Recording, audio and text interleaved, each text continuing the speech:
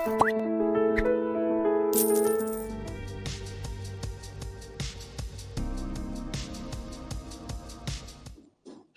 paper 2, Arthashastra, who attended last time?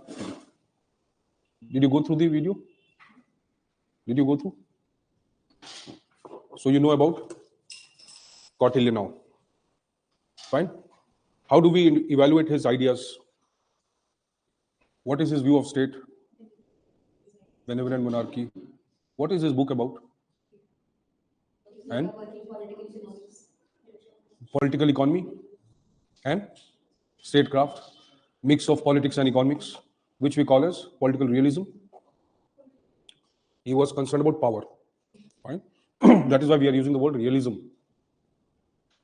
So his idea was to understand how a state or monarchical state could be designed, right? And it could perform its function, keeping king as the center of the monarchy. For him, king was the fountain of justice. King was the fountain of everything. But king was not above law. That is very unique. Unlike Mughal administration, where the king was fountain of justice, Badshah, Padshah, Alamgir. Alamgir क्या होता था? अभी तुमने बड़े खुश होकर जवाब दिया हाँ हाँ हाँ. Agent of God, ठीक है, peace loving, right? Empathetic. So these terms they used for king. Many of these kings had self-proclaimed titles, but unlike the Kautilyan monarch, the Mughal monarch was more despotic. Right? They have become more despotic from 2014 to 2022. And they were. There's no doubt about it. Fine? The history has been always manipulated. Fine? So, it is obvious that the monarch of Kautilya or the Arthashastra, right? He was more welfaristic, benevolent, right? Though he was also powerful, but he was not dictatorial. Why he was not dictatorial? Because the law, the dharma, right, which the king monitored, implemented, he was himself controlled by the same dharma. Fine? Obviously, Kautilya was positivistic in his orientation. Kaise? No, but how is positivistic? He was influenced by the ideas of Anveshika. Anveshika is pure science, research. Fine. So, two dominant things influenced him. One was the Manusmriti, as perceived, and another was the Shukraniti, Shukracharya. Fine. That's not very relevant for you. Your history, culture, clay important hai, right? GS clay. But he was influenced by it. But you can say yes, the dominant influence was a scientific temper. Even though he was explaining the realities of that particular time and not developing any universal principle, right? But his ideas obviously had relevance beyond his times. Right? During the reign of Ashoka, the things changed. Right? But meanwhile, you can say more or less the Mauryan dynasty, the Mauryan empire worked predominantly under his influence to a long time. Right? But later on, obviously, modifications were done. So you can say that he was a supporter, a scholar who believed in rationalism. Right? He was not moved by emotional ideas. Though he understood the behavior of people, right? How kings should behave, how people will behave, how your administrators can behave, he knew. He analyzed all this, right? That is why he developed a very elaborate structure. Control everything. Fine? So you can also say that somewhere the reflection of Weber's model of a bureaucratic structure. Obviously, Weber did not influence him, right? But the elements of Weberian bureaucracy were also visible there. Postcor was also visible there. That was also one of the criteria he used. That, okay, what could be the dominant principles that can govern the administration? तो कौन से ऐसे fine elements हैं जो state को चला सकते हैं? Necessary elements to run a state. Same way, necessary elements to run an organization, post-corp. So he had a very elaborate view of power, right? Primary concern was power. So power, welfare, जो भी आप बोले, ultimately how to use power to serve the needs of the society. Fine. Arthashastra also meant the material growth, wealth, right? Adam Smith had written a book, Wealth of Nations. Have you heard about it? What is the content of that book?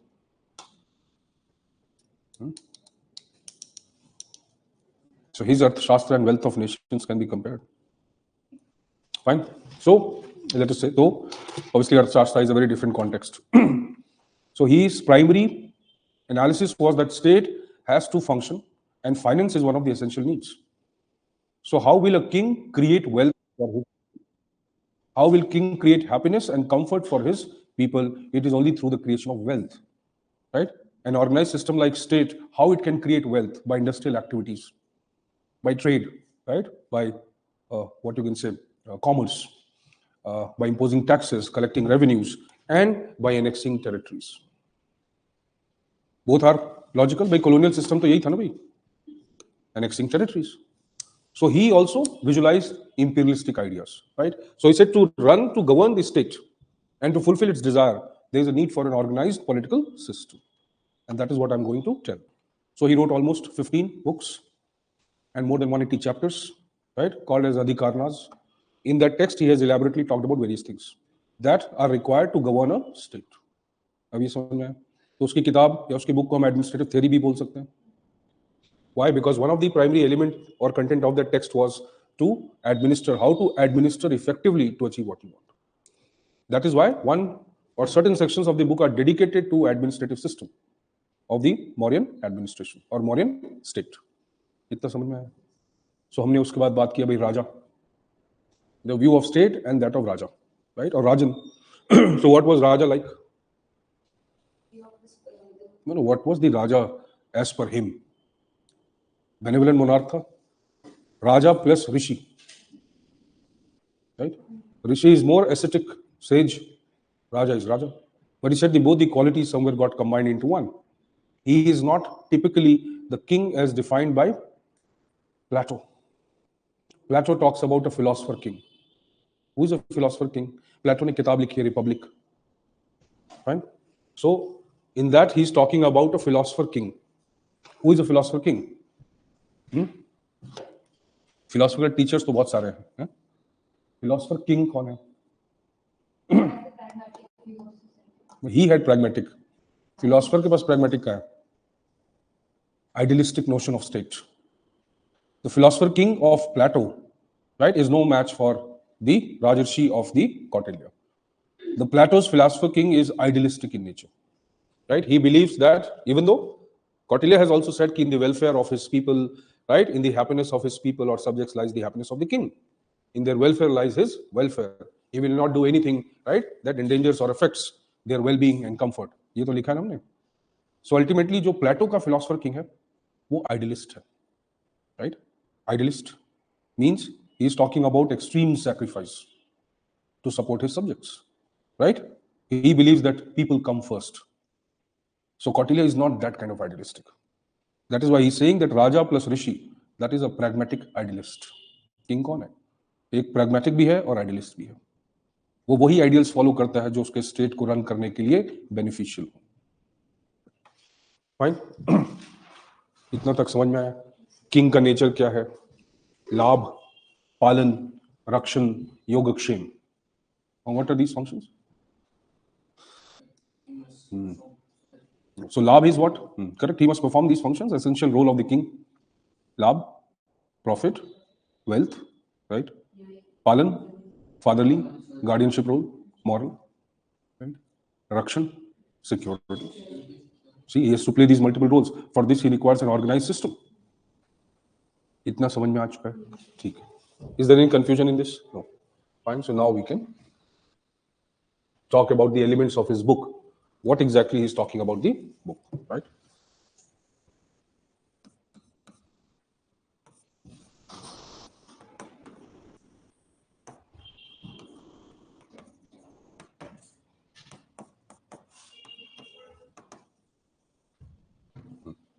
Kautilyan state, king.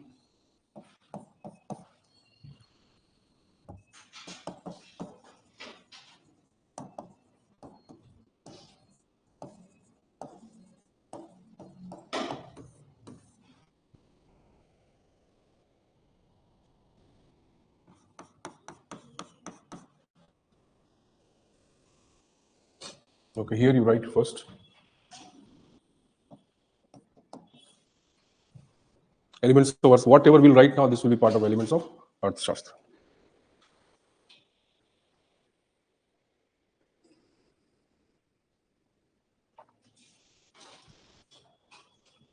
Right. Though, THOUGH,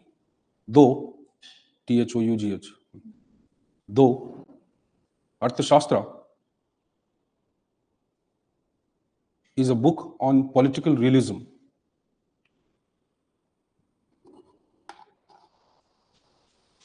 It conveys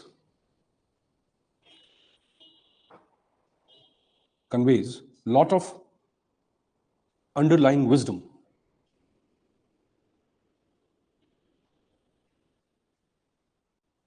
Relevant to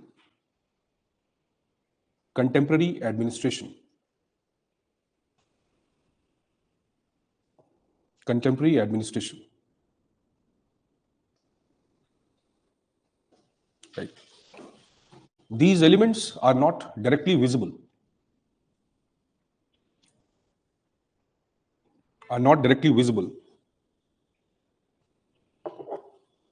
But the contents of the text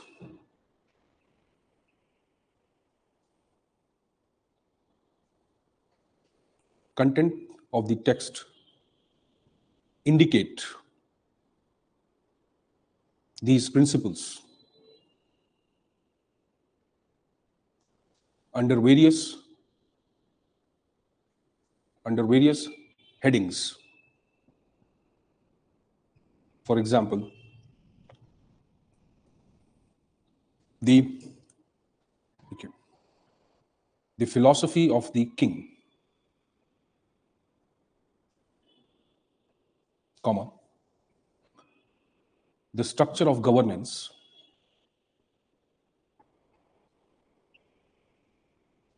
comma, administrative officials,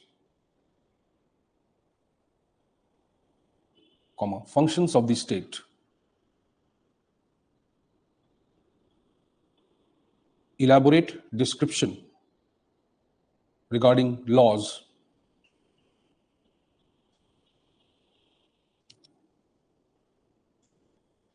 comma, the criminal and civil justice system,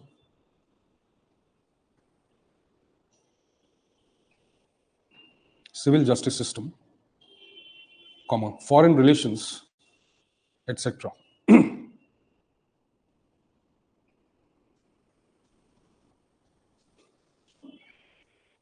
Foreign relations, etc. A detailed analysis of each one of them, next line, a detailed analysis of each one of them is academically impossible.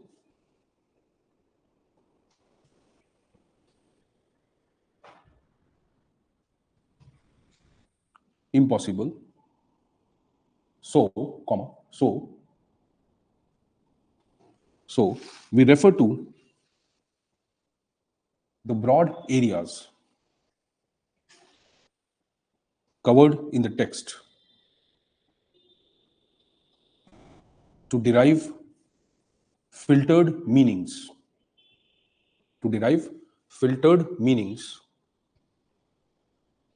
and its contextual application.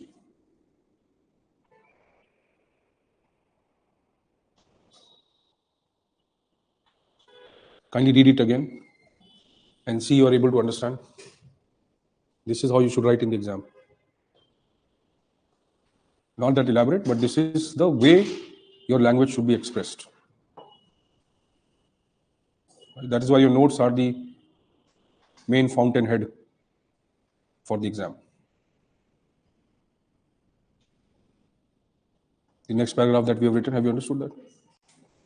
हर चीज को तो हम पढ़ नहीं सकते, ना पढ़ना चाहेंगे, फाइन, बट हम उनकी फिल्टर्ड मीनिंग जो हमें चाहिए वो रखा, जो नहीं चाहिए वो निकाल दिया, फाइन, और उसका contextual application. So when we say Weber and Kautilya, right, we do not intend to indicate कि directly there was a relationship. Fine, we are filtering the idea and then we are trying to apply it in today's world, and then we find okay, fine, if we are applying in today's world, then probably a comparison with Weber becomes inevitable. Fine, तो Weber जो है अभी का don है, ये पुराना don था. Fine, mafia दोनों थे, coaching mafia. They are using the terms, all those stupid illiterate people, tell them to come to our class, then they will know what is it means to be educated. If you are doing this task properly in schools, universities, education, there is no need for these systems. Fine. So if you want to regulate coachings, regulate it through a mechanism. Who's scared of regulation? Fine. But you cannot undermine the capability. यहाँ पे 30% ऐसे teachers हैं जो तुम्हारे professors और बहुत सारे senior academician से बहुत ज्यादा पढ़े लिखे हैं. तो first you challenge the academics, then you challenge the coaching system, right? That's the best way to do it. So you challenge the academic caliber first and then find out. Weed out those people obviously because यहाँ पे 70% वैसे भी है, no doubt. It's a commercial market. हर कोई shop खोल सकता है, उसमें कौन सी बड़ी बात है, राइट? तो अगर रेगुलेट करना है तो पहले क्राइटेरिया मेरिट रखो.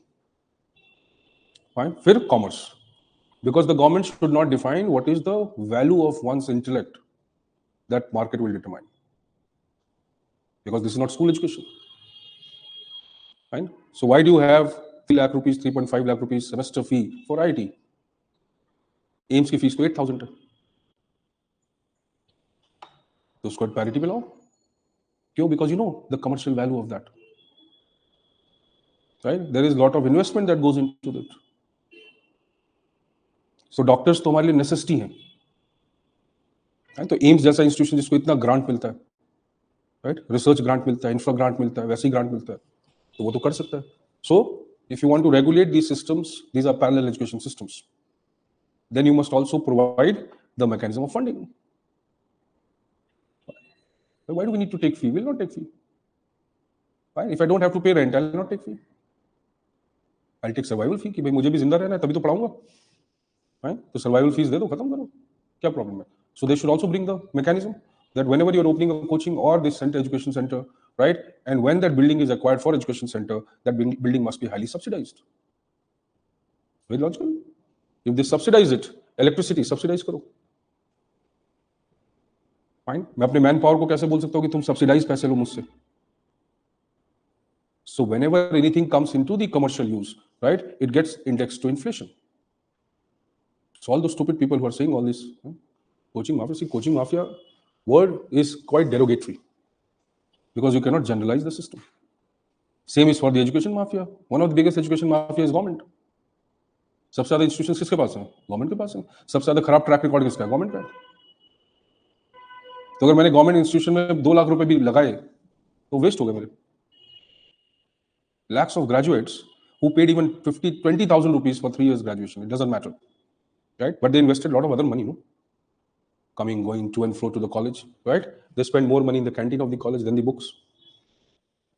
But that is part and parcel of this process, right? You calculate all that. And then come to the idea कि कौन ज़्यादा commercial है. See? So it is quite logical that governments, because they do not have strong monitoring mechanisms, they do not hire good people, right? What kind of teachers they hire? In villages, they are getting 60,000-70,000 rupees salary, right? And what is the capability? 48% जो है Acer की report जो है, right? तो basic maths नहीं आता बच्चों को, टीचर्स को भी नहीं आता. They cannot read, sentence formation is not there. These people will become graduates and they will come to Mukherjee Nagar and they will also have aspiration. Fine. कुछ तो deliberately fail हो जाएंगे 12th में कि अब मैं बन सकता हूँ. How illogical is that? Right? The title is misleading. That's not the correct title. So it's logical. See, if you have to fool the crowd, you can go that way, right? But if you have to do the real work, then you have to be on the ground. तब तो आपको drain. If you want to clean things, right? Then you have to clean. You have to put yourself into the drain. Then only you can clean it. तो hi-fi narratives create करना तो बहुत easy है. उसमें कौन सी बड़ी बात है? Fine, but first you have to kill your soul, your conscience, and then you can create it. What's the big deal in creating reels, right? If you're educated and you have language you can speak, you can make these systems. सिर्फ YouTube ही बनाना हो तो 1 साल आदमी सिर्फ बैठ के YouTube बनाएगा. कौन सी बड़ी चीज है उसमें? You need to have basic capability for that. कुछ भी बोलो, है कि नहीं?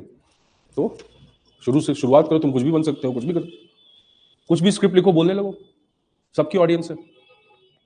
फाइन. बटर मैगी कैसे बनाना है उसकी भी ऑडियंस है ना भाई, करोड़ में. But I'm seriously quite amazed that people don't know how to put butter in the Maggi. What kind of education this country has? Right? Truck driver road पे खाना कैसे बनाता है, उसकी भी इतनी बड़ी ऑडियंस है.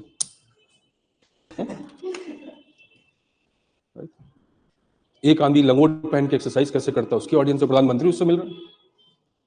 What is this? See, so there is always a difference, right, between trending and being a trend. They are two different things. So trending on social media but being a trend in the real life, these are two different things. Totally diagonally opposite to each other. Fine? तो ये समझ में आया contextual क्या है.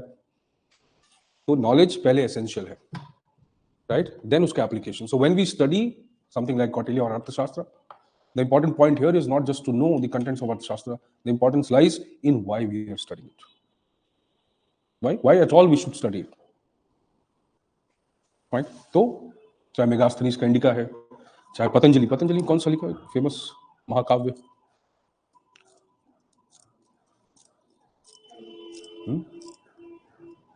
महाभाष्यम, सुना कभी नाम? Right, they have given the references कि भाई जब उनके कंटेंट हम देखते हैं, चलो इंडिका तो इतनी अवेलेबल नहीं है, बट स्टिल पाणिनि, अरे पतंजलि स्टोर नहीं, पाणिनि ने तो ग्रामर में काम किया. राइट, सो करेक्ट, पतंजलि ने क्या लिखा है, find out. Right, so let's say when you read those books, right, he says कि भाई there is no mention of Kautilya. People have said कि भाई the excerpts of Indica, there is no mention of Kautilya. तो Kautilya था कौन? Ghost था भाई, historical ghost है. That is where comes the controversy कि भाई who was Kautilya? Kautilya, Chanakya, Chanakputra Chanakya, right? Or whatever names we give. So what is important is the relevance. So when we read the text now, we find out कि भाई there are a lot of derivative knowledge, lot of knowledge that we derive, right, by interpreting the various ideas he has talked about. These ideas may not have direct application, but their relevance lies in the way these ideas have been conceived. Relevance lies the way he describes the use of power, the nature of state, right? And then from there we filter and use it now. So now we'll define topic by topic or heading by heading now. See. So here you've written the intro. Now comes the first. Or let's not put it this way. Let's make it easy.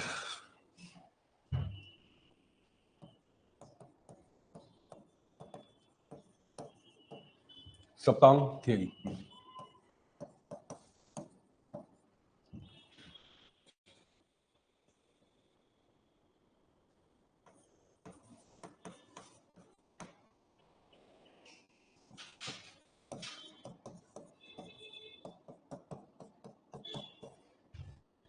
सप्त anga, सप्तांग, 7 limbs. इसको सप्त प्राकृति भी बोलते हैं. So you are more English medium, तो तुम्हारे लिए 7 limbs, right? They can also be called as 7 constituents. Fine.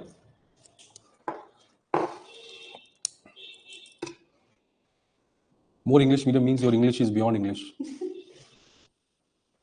So we never expected that we know English. After coming here, we don't know English. We don't get Find English. If you have any language and you want to express, then obviously you need to learn. Fine. Otherwise, common भाषा के लिए जरूरत नहीं है इसकी. Right? But किसी knowledge को उसके logical apex तक ले जाने के लिए पढ़ना पड़ेगा. Fine. You cannot say कि भाई ये लाइन जो है निकोलस हेनरी में ये तो समझ में आ रही है, अगली नहीं आ रही है, छोड़ देता हूँ, फिर अगली पढ़ लेता हूँ. Right? Same with the Hindu editorials or Indian Express. You cannot simply say that, no? कि एक पैराग्राफ आया, दूसरा नहीं आया, छोड़ो इसको, आगे बढ़ो. So then you'll have to struggle, you'll have to put that effort. Right? People sit with dictionary, but dictionary or using or keeping that word of dictionary is something else. Right? Understanding the expression required to use it, that is something else. So when you learn the words, then you have to apply them. You cannot apply them linearly, right? Without understanding the real expression required to do it. Oh, तुम मर गए? ऐसे नहीं बोलोगे. क्या बात है, मर गए? अच्छा. बोलोगे वही चीज, लेकिन ऐसे तो नहीं बोलोगे. क्या बात है, मर गया बेचारा. तो ये अलग अलग तरीका है. तो ये लॉजिकल है कि भाई शब्द सेम होंगे. Find the way you stress it, right? The way you present it, that makes the real meaning possible. Otherwise, उसी शब्द को आप बिना एनर्जी, बिना लॉजिक के बोलो तो उससे फर्क क्या पड़ेगा? Same comes when into your writing. So when you write, right, then you will realize your own reading कि भाई am I putting the right sentence, right expression? If I want to convey Taylor, right, is my line enough to convey what Taylor's idea was? Okay, and that is the beauty of this preparation. You read so much, but you have to put that into 200 words. Right? For that, you require shabd, right? The correct word, not just the words. So, अगर 4 words एक line में लिखे गए जिससे पूरा Taylor का essence clear हो गया, बहुत है. क्यों लिखना है इतना लंबा? फाइन. लेकिन जब आपको नहीं आता तो आप इतना लंबा लिखते हो. So you are wasting your own time because you don't want to learn. You just want to memorize the content. That is not needed. You understand the essence of Taylor? You know the keywords of Taylorism or Taylor's philosophy? Fine, use your own words now. Because if you can convey it rightly, then the examiner will understand. What was mental revolution? तो mental revolution keyword है, उसको तो रखना है, but उसके आगे पीछे क्या लिखना है वो आपके ऊपर है. You cannot copy Prasad and Prasad there. Saptang theory or Sapt Prakriti or 7 limbs, right, or constituents. This is a very unique, very famous theory or very famous content of this book, which talks about, first, we understand the origin of state, the nature of state, and then we talk about the structure of state. What comprises the state? So state is like the body. What will comprise a normal, healthy, living body? Same way, what will comprise a normal, healthy, living state? So he says if there has to be a state, then we have to understand what are the constituents of this state. Right? What are the essential organs of the state so that it functions in a vital manner? तो जो vital organs हैं इसके वो 7 elements हैं. Right? That is one idea which he highlights. This seems very similar to the idea which many other scholars have talked about. For example, Fjoll. Fjoll talks about 6 essential functions of organization. If an organization has to be there, it needs to have these 6 essential functions. What were the functions? I gave you a word to remember. Factors. Financial, administrative, technical, commercial. Security, accounting. Fine. Same thing. He's also saying, but he's talking at a higher level of state. If there has to be a political system called state, then it must comprise of these elements. Fine. You write a few lines. Okay. The Saptang, or 7 elements of the state. The Saptang, or 7 elements of the state, denote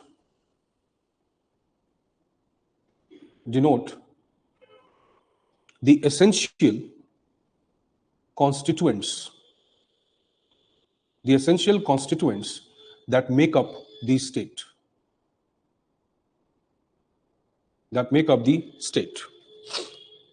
All these constituent elements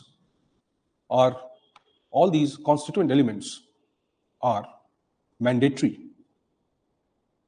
and inevitable for the vital functioning of the state.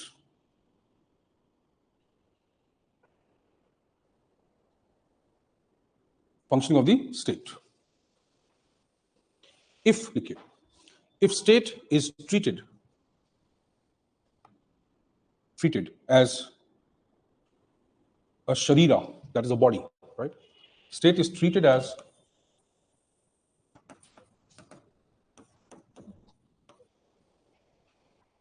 the sharira or the body. These will constitute the vital organs and essential functions.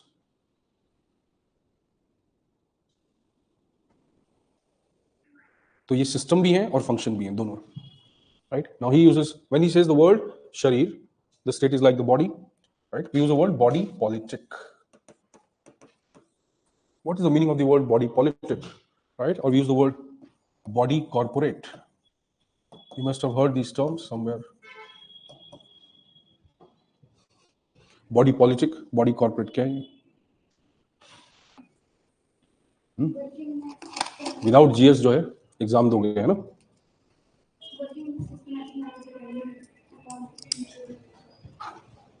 You start treating the political system as a living being. Right? If it is functioning, if it is surviving, if it is doing its task, then it has to exist like a living being. होगा कि नहीं होगा भाई?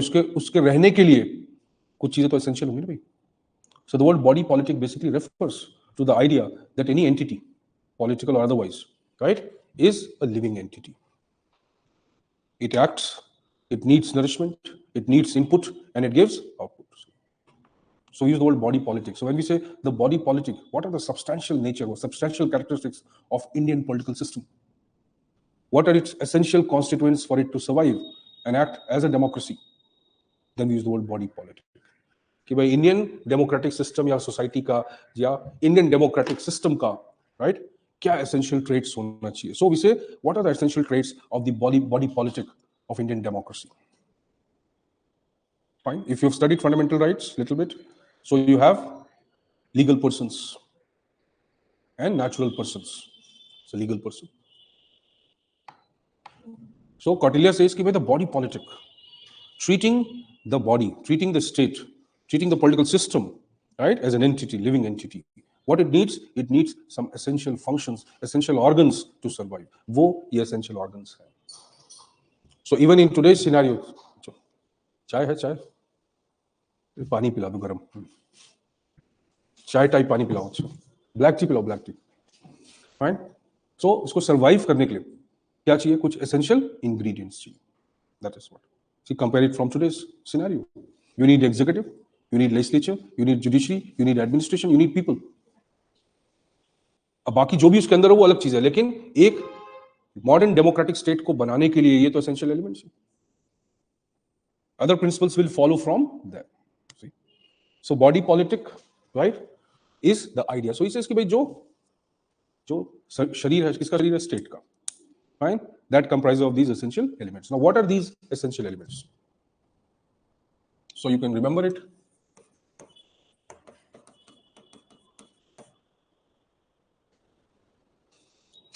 Sam JK D square. Formula की तरह लगेगा. Fine. A square plus B square की याद भी आएगी थोड़ी. So, right, now see. So सबसे essential element क्या हो सकता है स्टेट का?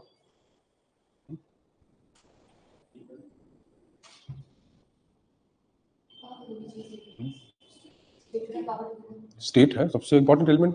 स्टेट का सबसे इंपॉर्टेंट एलिमेंट क्या है?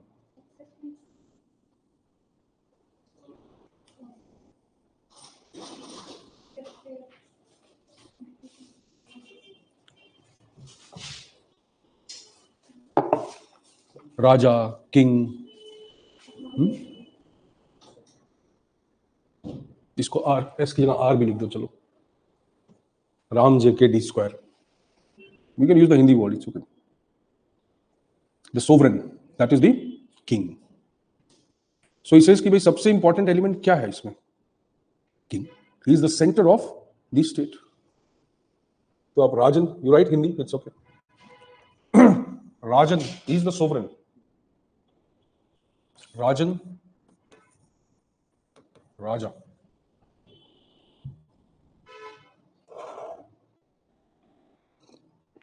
अब राजा के बारे में हमने पढ़ा भाई, हु इज राजा. ठीक है, तो राजा एक हो गया for example. Let's see, then what? Raja needs what to govern? He has power, it's okay. He is raja, no? So he has power. What does he need? He needs the group of people. They are called as Amatyas. Amatyas are the council, the king and his council, council of ministers, right? Council of functionaries who will now work with the Raja. Raja cannot exercise his authority individually. Fine, we'll discuss them. So you have an administrative system, or let us say the word Amatya he uses. That's basically for administrative system. So Raja, then Amatyas. Amatyas are ministers basically. Ministers. Fine. Then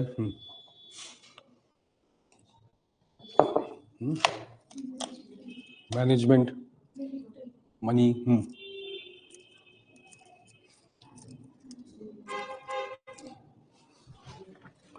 वे राजा सी, इसमें दोनों aspects हैं.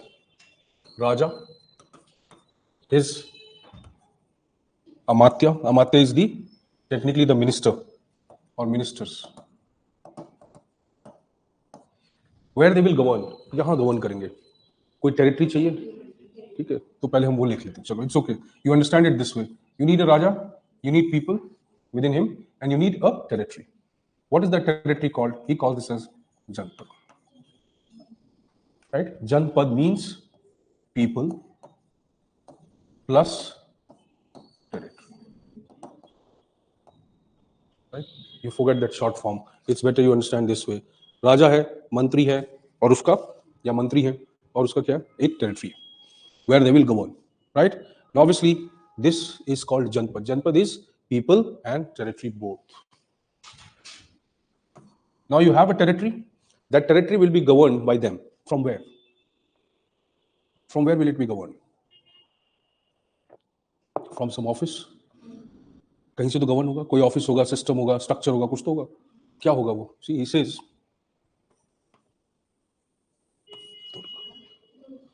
Durg is the fortified capital. From where they are going to govern the city or the territory, from the capital. So capital is called Durg, the capital. And what kind of capital it would be? Fortified capital.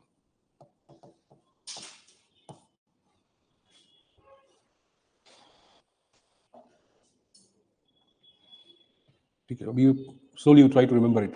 So there is king with his Amatya, who governs the territory, right? Territory means people as well as, who governs the Janpad, the Jan and the territory both. From where he governs? From the Durg, right? A capital, headquarter, from there they are governing, right? So Durg is basically the palace, the fortified capital, which includes obviously the palace of the king, seat of power. The seat of power, headquarter क्या है? वो capital है. Then, what else do they need to govern? Obviously, बिना पैसे के तो ये govern नहीं कर सकते. Fine. Then what do they need? Kosh. Kosh is the finance.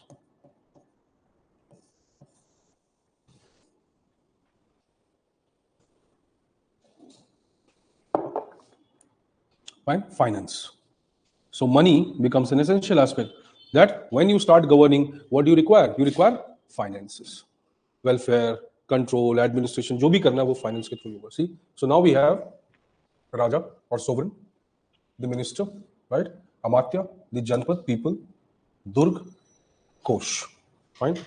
Then you have money, fine, and you now start governing with or without military, without police, right? Without the people, right, who can actually execute things. Will you be able to govern people? No.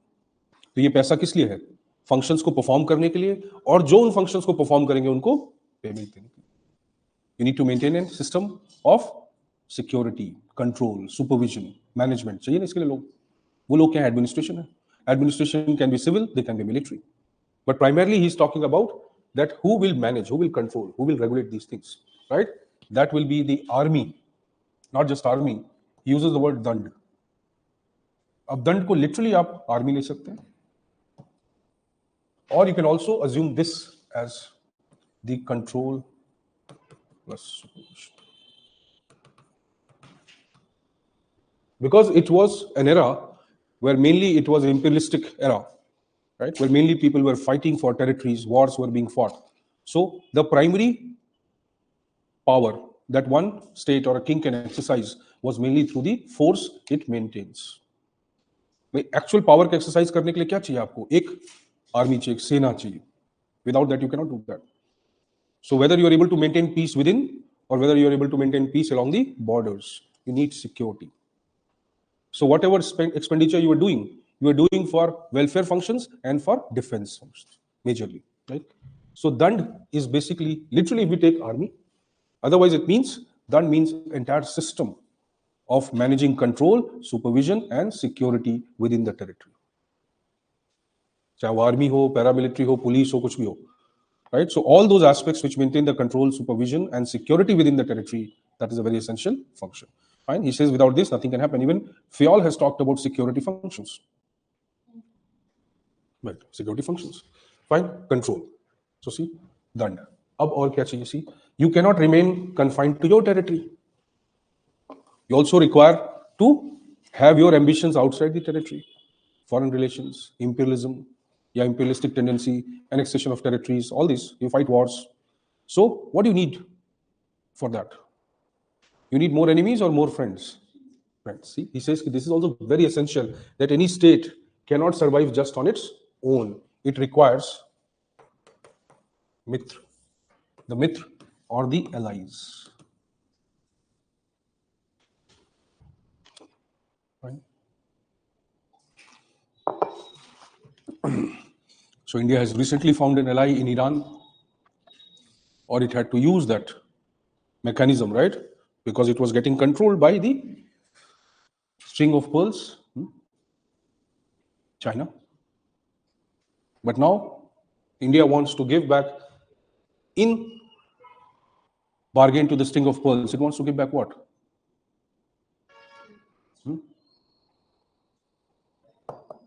What does it want? Necklace of diamonds.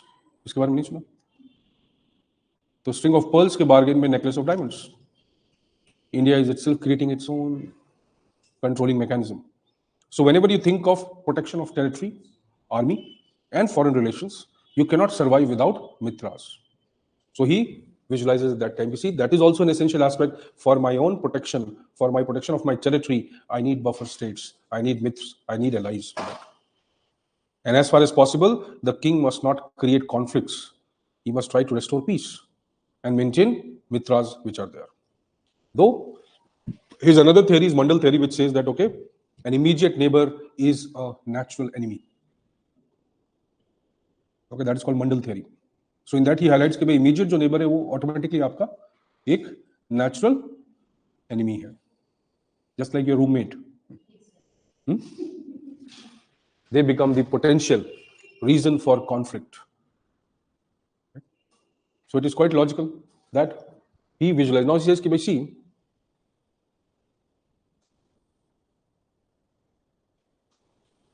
the 7 elements will comprise of these all, this state will comprise of all these 7 elements.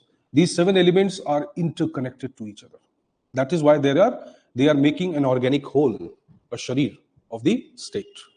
So it says that what is that body politic? Right? So ये organic entity है, it comprises of all these elements, and these elements are influencing each other. They are in interdependence with each other. They are not isolated from each other. Fine, you write, kindly write now. So you can say one is Raja, then Amatya or ministers, Amatyas, you can use it that way. Mantri Parishad, whatever, we'll write it, don't worry. Amatyas, then what do you need then? Janpad, where do you rule now? Right? So you need territory, you need people, Janpad. Then money to do it, Kosh, treasury, finance, whatever. Then दुर्ग, कहाँ से करोगे govern? तो एक capital चाहिए, at least एक place चाहिए, right? Headquarter चाहिए. सो you can say durg is that fortified capital, right? Then you need people, army, mechanisms. Dand is literally the army, right? And then you need mitra. So you'll remember this now. Right? Mitra, at least you'll remember. Right. Okay. So it is quite logical that these elements comprise. Now you write. Okay.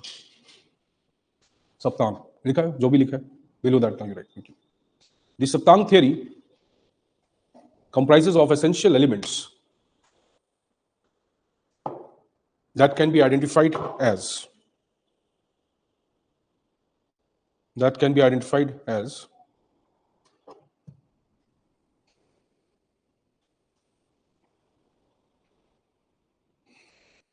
identified as 1, 2, 3, right? Rajan, Raja, king as the center of governance. Center of governance. Right. The Raja is neither an idealist nor an absolutist. Is neither an idealist nor an absolutist. Right? That is, he is midway between a Mughal despotic king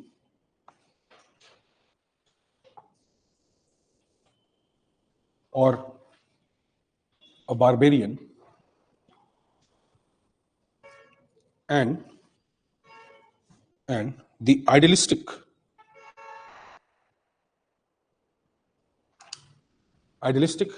philosopher king of Plato.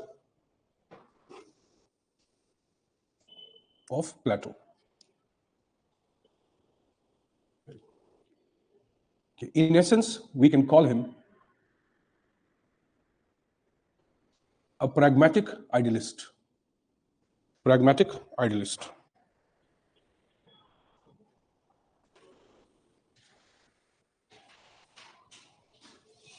The king had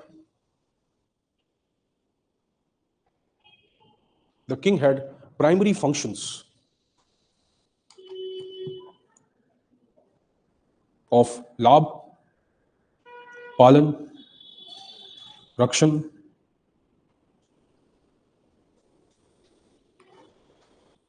dand, niti,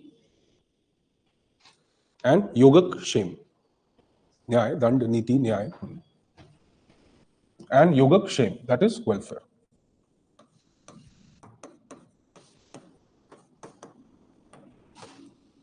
Okay, the term yogak shem or welfare is used in the broadest sense.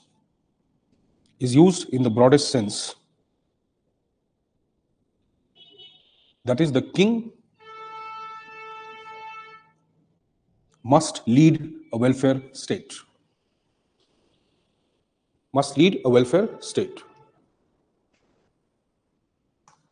For this purpose, the king must have the following attributes.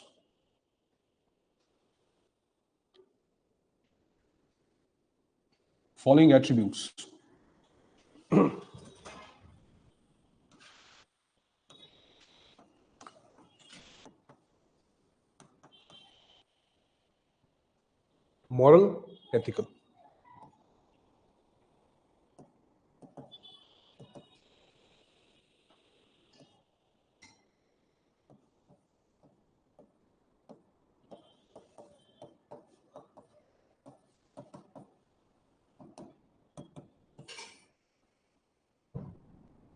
Religious, अब इसको आप दोनों interpret कर सकते हो कि moral, ethical और religious यहां पे धर्म स्थापित्य, the one who establishes the dominance of dharma, right? धर्म की स्थापना, the establishment of dharma, right? So king needs to have moral, ethical, religious function, or he should be religious in nature. Why? Because see, here we understand that what was the primary source of law that king used not only to govern the state but also himself. ये source of law क्या था भाई? King कैसे बनता था कोई? Obviously जो धर्म और न्याय को मानता था वही किंग बनता था. It's talking about a monarchical state which was hereditary, but Kautilya does not believe that hereditary is essential for becoming a king. So Kautilya's writing was very unique in that sense that he did not try to establish a hereditary monarchy. That is very unique, right? He was talking about a monarchy where the monarch would emerge from the criteria of merit. वहां पे merit का dominance क्या था? धर्म. सो जैसे अशोक ने बाद में धम्मा है, तो अशोक भी तो प्रोटेक्टर ऑफ धर्म बना, राइट? वही उसका रीजन बना डाउनफॉल का technically, but right as a king but not as a monk. तो एक बौद्ध की तरह तो वो सक्सेसफुल हो गया, राइट? बट एक राजन की तरह वो अनसक्सेसफुल हो गया. So see, he believed कि राजा is the source of law. But what is the source of that source of law? धर्म. तो राजा खुद फाउंटेन है लॉ का, लेकिन राजा को सोर्स कहां से मिल रहा है? वो धर्म. So he says कि भाई राजा has a role of establishing the dharma, right? Or establishing the rule of dharma. Religious. Now see, so he was supposed to establish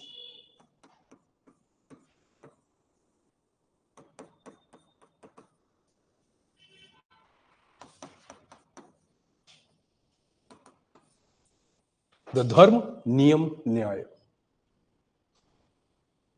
Right? Dharma niyam means rule of dharma. Right? The justice as per the dharma.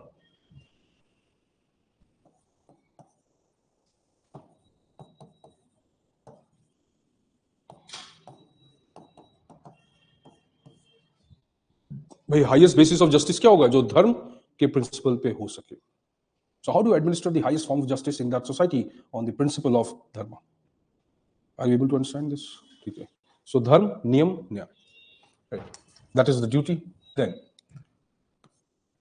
what another characteristic the king must possess? See, he will be the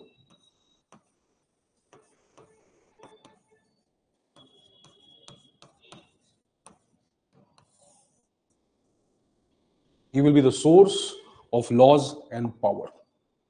अब ये जो है राजा जो है वो chief justice की तरह भी काम करेगा. See, that will be a characteristic of the system or Raja's features, that he will be the source of all laws and power, and technically he will be working as chief justice.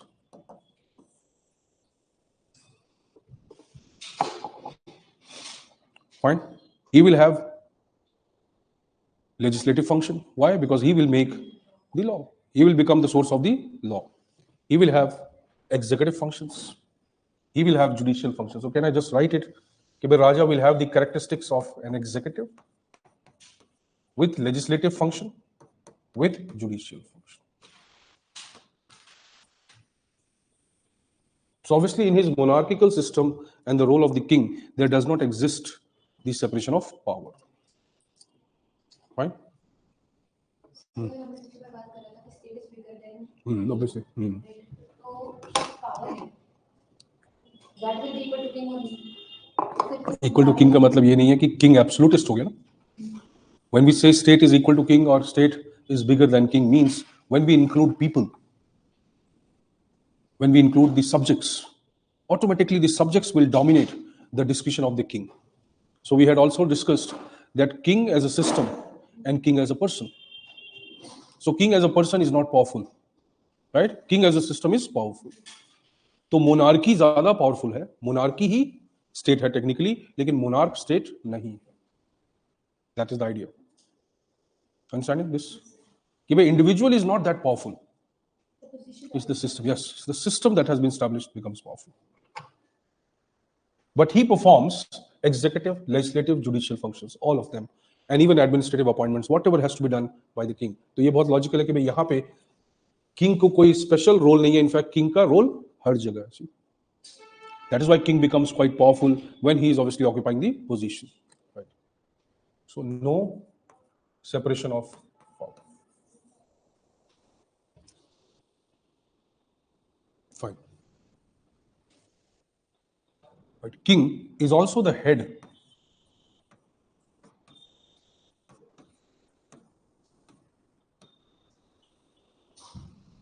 King is also the head of the council. The council which obviously make the highest decisions. You can say it is like legislature. He is also the head of that council, which can be called as Mantrin Parishad.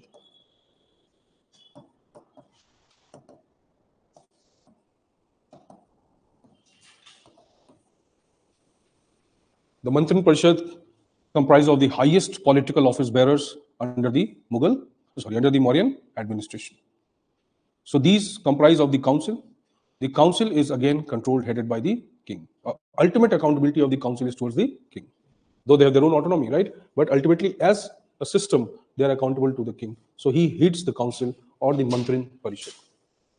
ठीक है, अब उसकी powers धीरे धीरे बहुत absolute हो रही हैं. Fine. Then, अब किंग के पास एक बहुत इंपॉर्टेंट फंक्शन ये भी है कि भाई king will look into certain types of functions and not all the functions. So in in Mauryan administration, there are, or the entire state was performing two types of functions. State के पास दो major types थे. These are called constituent functions, and these are called ministrant functions.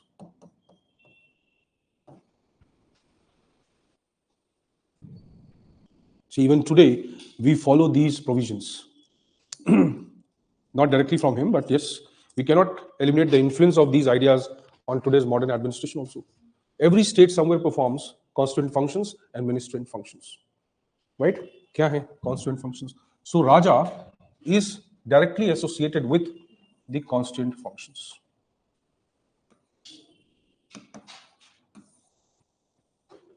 Right? Whereas ministers plus administrators, the officials, they are more concerned with the ministerial functions. Right? A constituent function kya hai? For example, let's take it simple way. Appointment of the highest minister. Appointment of highest minister. ठीक है, let's say अब कौटिल्य के time पे अमात्यास होता है, ठीक है. Amatyas are like ministers. There are also Mahamatyas. Yes, you can talk it as cabinet minister, prime minister, but technically not prime minister, but cabinet minister, right? Usko chief secretary मान लो या secretary मान लो, depending upon the context you are using. But they are basically political officials, so they cannot be equated simply with cabinet secretary or secretary. ठीक है, इनको equate किया जा सकता है, but ये भी political office bearers हैं. So even if we assume that they were the highest form of administrative positions, but they cannot be treated as administrative officials. Why? Because they were political appointees. So appointment of Mahamatya, for example, the cabinet minister, the important ministers, Mahamatya. Under them, deputy ministers, ministers of state, whatever, Amatya, for example. Who appoints them? King. Now what they will do, let us say this Amatya or Mahamatya performs a welfare function, for example, road construction. He heads a department which performs simple function like constructing the infrastructure and road. Fine? वो कैसा function है? वो ministerial function है. तो welfare करना, road बनाना, water supply देना, infrastructure develop करना, वो ministerial functions है. Right? But उसको appoint करना, वो एक constituent function है. Distribution of authority between them, allocation of business between them, establishment of courts, establishment or appointment of the higher judges. These are what? These are the essential functions needed for the survival of the state. तो state के जो भी power functions है, authority functions है, वो सारे ये perform करेगा. They are called constituent functions, right? So when you think of constitution today, in Indian context, you have certain constituent functions like appointment of judiciary, establishment of judiciary, organs of the state. ये कौन बनाएगा? Constituent functions. उन organs के जो specific functions होंगे, वो ministerial functions होंगे. So maintaining a balance between legislative, executive, judicial function, constituent. Day-to-day their functions, ministerial functions. Understanding? Ministerial मतलब जो day-to-day administrative roles हो गए. Policy implementation का part हो गया. You can understand this way. Fine. Policy with respect to your specific sector. Yeah. Policy with respect to the entire structure of government. Yeah. Law making. Yeah. ठीक है. Law का application. Yeah. You can understand this way. So ministerial functions are basically administrative functions. These are the constitutional functions. You can understand this. Right? Article 368, for example, from today's relevance. Right? What is it for? Of amendment of constitution. Right? Use the word constitutional amendment. Right? But you make amendment to Article 1 also. Fine, but you don't call it an amendment. You don't take it as constitutional amendment. Renaming of state. Mamta Didi is crying that I want to rename, fine, Paschim Bengal to Sirf Bangla. Why is she talking about this? Why does she want to rename this state? No, renaming the state, not reorganizing the state. Whenever the meetings are conducted between the union and the state, or federal relations emerge, then generally the states interact with the union or various organizations at the union level in alphabetical order. Fine? That is why she wants to change it. Fine? So from last, she wants to come second, Bangla. West Bengal से जब उसका नाम बंगाल हो जाएगा, जैसे बांग्ला हो जाएगा तो change होगा. So that is also an administrative problem, no doubt. Fine? But let's say Article 368 or 1 to 4. So 368, when you use the word here, what is 368? Right? It's not a normal legislative power. It's called a substantial or constituent legislative power. So this is normal, this is constituent. Constituent means that when you want to change the very arrangement of power, the basis on which this state has been created, that is called constituent. So constituent functions are those which are necessary for maintaining the sanctity, the integrity, the power of the state. तो आप उसको ये मान सकते हो कि वो कैसे functions हैं? Sovereign functions.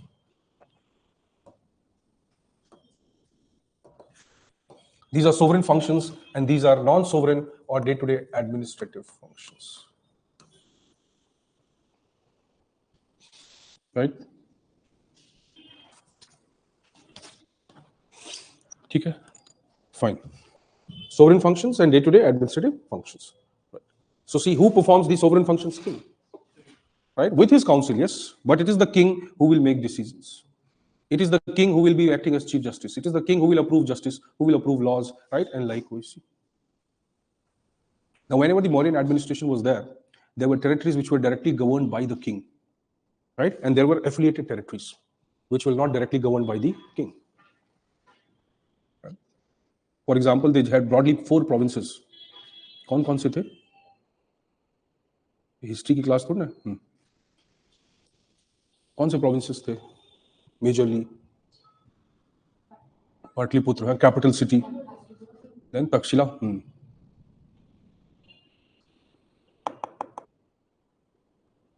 Takshila, Kaushala,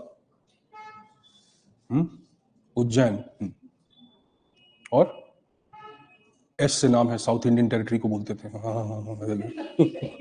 सोचो. Fine.